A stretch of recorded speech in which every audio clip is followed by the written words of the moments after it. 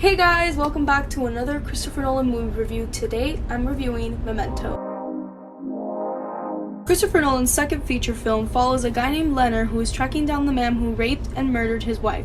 However, he suffers from a form of memory loss where he can't create new memories, making his mission to find this guy harder. This is one of those movies that's on those must-watch lists, 100 best movies you have to watch, movies you have to watch before you die, 99 must-watch movies during quarantine. I have seen this movie on so many lists, and it is one of the most talked about movies I have seen recently, ever since I've started following more film accounts, film YouTubers, and all that.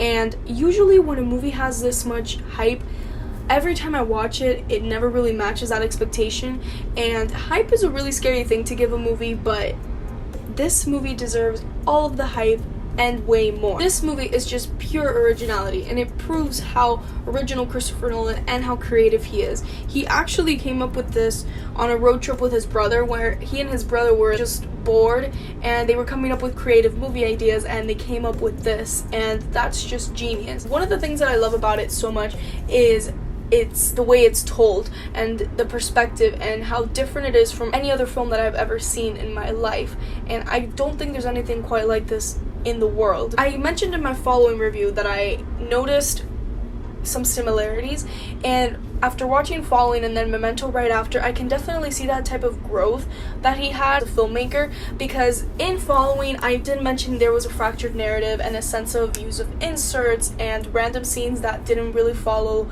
a cohesive narrative, and in this one, it's kind of similar, but he makes it way better, because there's actually two, I guess you could say, storylines or timelines, and one of them is told in reverse, which is just genius. I try explaining this movie to people, and when I hear myself, it sounds crazy. It sounds like it's confusing and it won't make sense, and as you're watching it, you don't really know what's happening, but it all pays off in the end, and it's like the most satisfying reveal and just movie ever. Basically, if you guys have never seen the movie, I'm not gonna get into spoilers in this review just because I feel like a lot of you guys haven't seen the movie, and if enough people want me to do a spoiler review, I'll do that later on my channel. But for the sake of, I just want everybody to watch this and I want everybody to hear what I have to say, I'm not gonna go into spoilers. There's a bunch of videos on the internet talking about the movie in detail, so there's definitely a lot of those out there. I'll probably link some down below that I actually really like myself. There are two storylines, and one of them is told in black and white, and the black and white is all cohesive, so it's all in order, and it's cut up in between the color sequences, and then the color scenes are in reverse order. And what I mean by that is, like, the first scene, the scene that follows after, is showing us how he got to the scene prior to that, which was the first scene of the movie, if that makes any sense. And between of all of that, there's the black and white scenes, which is all in order, and all those black and white scenes come before the color sequences. To think that Christopher Nolan just pulled this off is magnificent. My favorite part of the movie is actually when the two storylines mix. The movie shows the two colors blend, and that was just so satisfying to see and amazing. I was like, oh my god! I could just go on and on and on about this movie, and I really like movies that just keep me wondering and talking about the movie after, like, that keeps the conversation going after it ends, and it's a movie that keeps on giving the more you watch it. I watched this for the first time, I think last week, a week or two ago, and yeah, I have like no track of time, so don't even ask me that.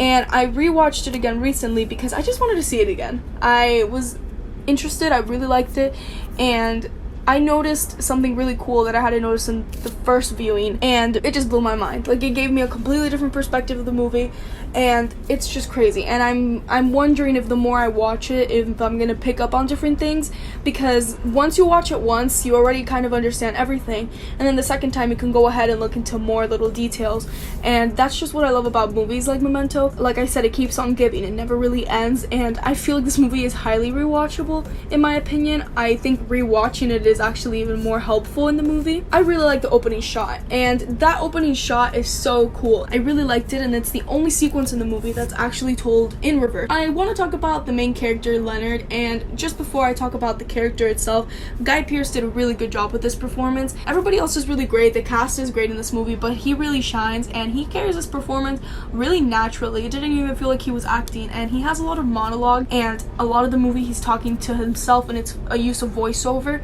which the use of voiceover was amazing in this movie. I'm just gonna always remember him now as Leonard in Memento. But speaking of Leonard, I just like this character, and Christopher Nolan, I've noticed, has a thing of making really interesting lead characters and not making them boring whatsoever. In Following, I talked about how the main character was out of the ordinary, a guy that likes to follow people but doesn't necessarily want to kill them, which is super interesting and an interesting take on that trope of following in a creepy way, even though following somebody is still creepy, but I hope you get what I mean.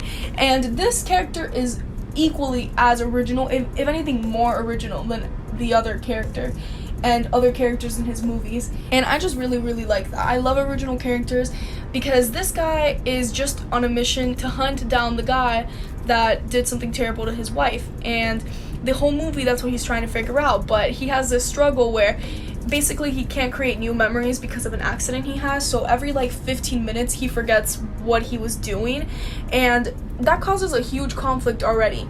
He himself is his conflict, and I think that that's such an awesome thing to do, to make the main character his own problem.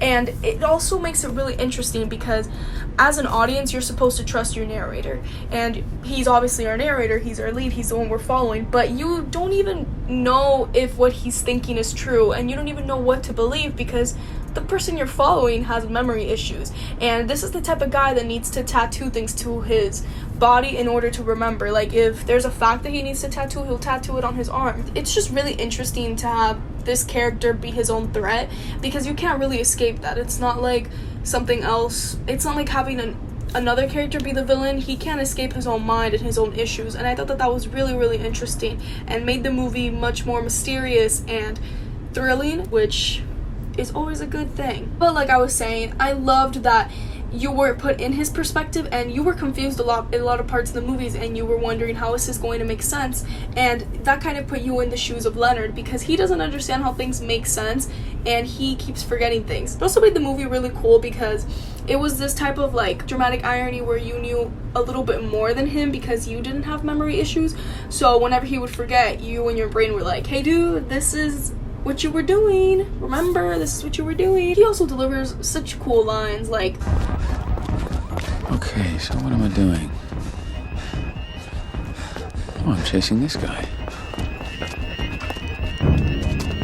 No, he's chasing me. and honestly I could put the entire movie in this video because every single line is awesome.